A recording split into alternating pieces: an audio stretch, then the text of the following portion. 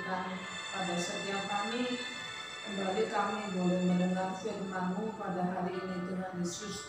Terima kasih Tuhan, beri kami telinga seorang murid untuk menangkap setiap pesan firman-Mu Tuhan, dan mampukan kami untuk melakukan setiap firman-Mu.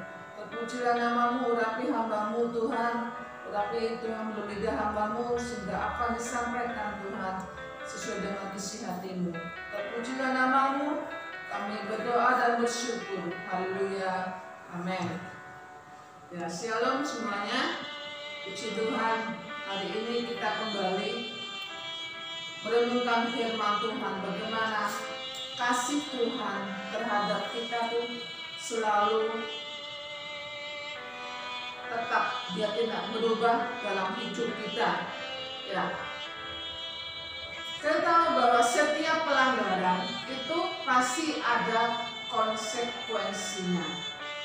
Entah itu melanggar rambu-rambu lalu lintas, entah itu melanggar di manapun, pasti ada konsekuensinya. Terutama kita melanggar perintah Tuhan. Seringkali kita tanpa sadar, seringkali kita menerima konsekuensi karena kita melanggar perintah dari Tuhan. Tanpa sadar kita juga, atau secara sadar kita juga seringkali melakukan hal-hal yang tidak berkenan di hadapan Tuhan, melakukan hal-hal yang tidak menyukakan hati Tuhan. Apa saja sih hal-hal yang tidak berkenan di hadapan Tuhan? Dalam firman Tuhan sudah ditulis bahwa bagaimana yang harus kita lakukan, hal-hal yang tidak boleh, hal-hal yang boleh. Nah, hari ini kita sama-sama belajar bagaimana kita melakukan hal-hal yang semua berkenan di hadapan Tuhan, melakukan hal-hal yang menyukakan hati Tuhan. Tapi seringkali manusia itu seringkali banyak melakukan sebaliknya, melakukan hal-hal yang dilarang oleh Tuhan. Padahal Tuhan sudah memperingatkan setiap kita melalui firman-Nya, melalui suara Roh Kudus. Tuhan sudah memperingatkan setiap kita. Apa saja sih hal-hal yang membuat kita melanggar perintah Tuhan? Seringkali ya Tuhan sudah memberikan larangan, mana yang boleh, mana yang tidak boleh, mana yang najis, mana yang tidak najis, mana yang haram, mana yang tidak haram, mana yang halal, mana yang tidak halal, mana yang dilarang, mana yang tidak dilarang, mana dosa, mana yang tidak dosa, mana terang, mana gelap. Tapi manusia seringkali kesukaannya hidup dalam kegelapan. Kenapa? Di dalam kegelapan kita merasa enak, menurut daging kita enak, tapi membawa kebinasaan dalam hidup kita. Pernah kita menyadari bahwa setiap apapun yang kita kerjakan, setiap apapun yang kita katakan itu ada sepasang mata yang melihat setiap kita. Seringkali kita tidak sadar bahwa ada sepasang mata yang melihat setiap kita. Setiap apa yang kita kerjakan, setiap perkataan kita, seringkali asal kita mengerjakan tanpa itu boleh atau tidak boleh. Nah, hari ini kita sama-sama belajar bagaimana Tuhan mau kita melakukan hal-hal yang berkenan di hadapan Tuhan. Tuhan ingin membawa setiap anak-anaknya itu untuk dekat pada Tuhan, intim dengan Tuhan. Seperti induk ayam, dia ingin supaya melindungi anak-anaknya. Dia tidak ingin anak-anaknya itu mati binasa, tapi dia rindu sebagai induk ayam menjaga anak-anaknya di dalam sayapnya. Demikian hidup kita juga.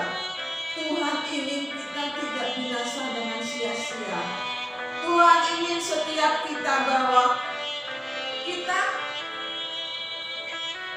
melanggar perintah Tuhan. Tapi seringkali itu yang terjadi dalam hidup kita. Kita akan buka bersama Matius 23 ayat 37b. Saya ulang kembali, Matius 23 ayat 37b. Saya akan bacakan yang B. Berkali-kali aku rindu mengumpulkan anak-anakmu sama seperti induk ayam mengumpulkan anak-anaknya di bawah sayapnya, tetapi kamu tidak mau. Ini yang terjadi bagi setiap anak-anak Tuhan. Tuhan rindu membawa setiap kita anak-anaknya seperti induk ayam menjaga anak. Tetapi seringkali kita sebagai anak Tuhan tuh enggan, tidak mau dijaga oleh Tuhan. Dia ingin hidup bebas, dia ingin hidup semau gue, dia ingin hidup senang-senang menurut pikirannya sendiri. Mari pada hari ini kita mau belajar untuk menyenangkan hati Tuhan, karena Tuhan rindu kepada setiap kita, untuk menjaga kita, untuk melindungi kita.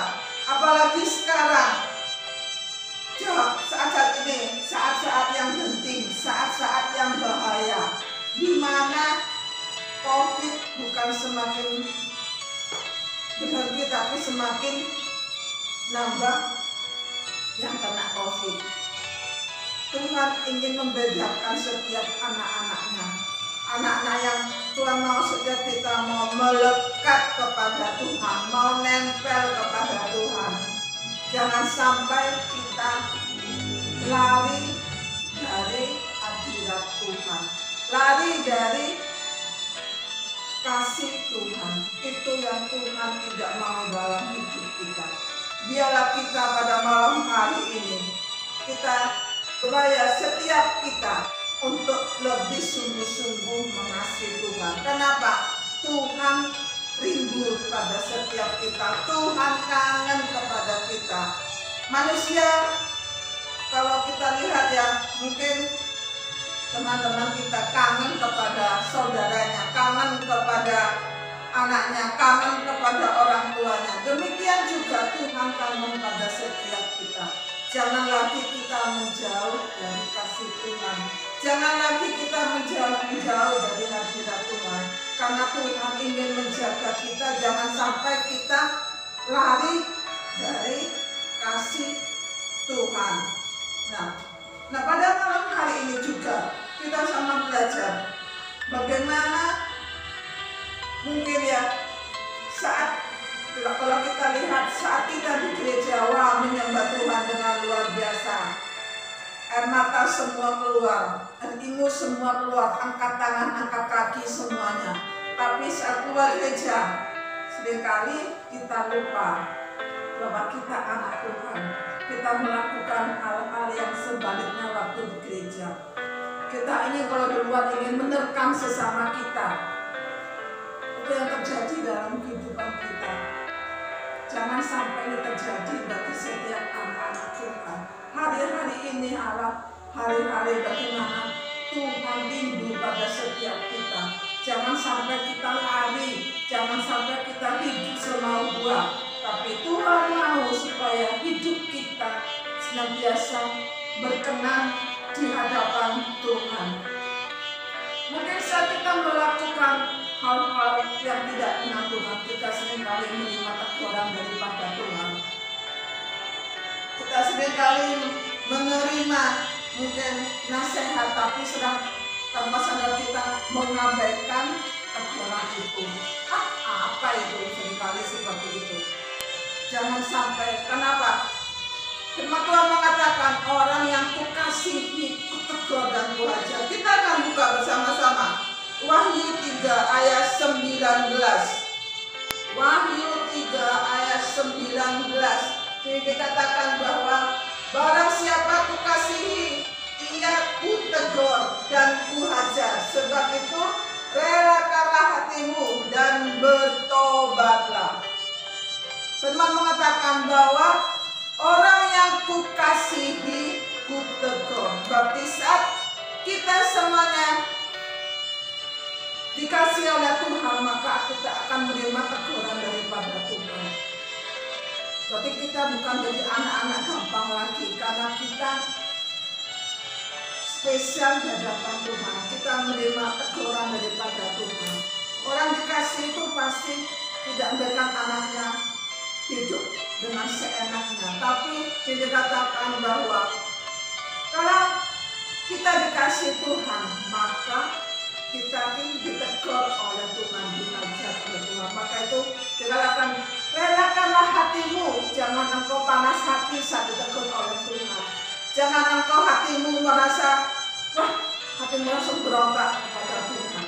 Tapi milikilah hati yang taat pada Tuhan. Tinggalkan hati yang tegar lembut, tapi milikilah hati yang taat kepada Tuhan. Dan bertobatlah, yang Tuhan mengatakan. Semuanya dari hati.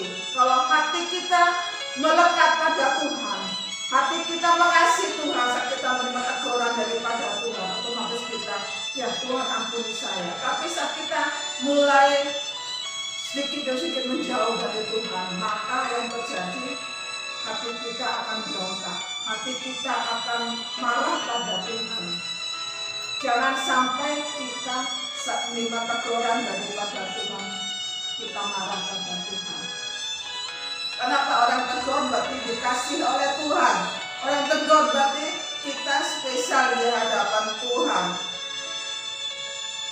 Janganlah sampai kita mengeraskan hati kita, tapi lembutkanlah hatiku, Tuhan lembutkanlah hatiku, supaya saat engkau menegur aku Tuhan, menegur setiap kami, aku mau berubah, hidupku mau berubah.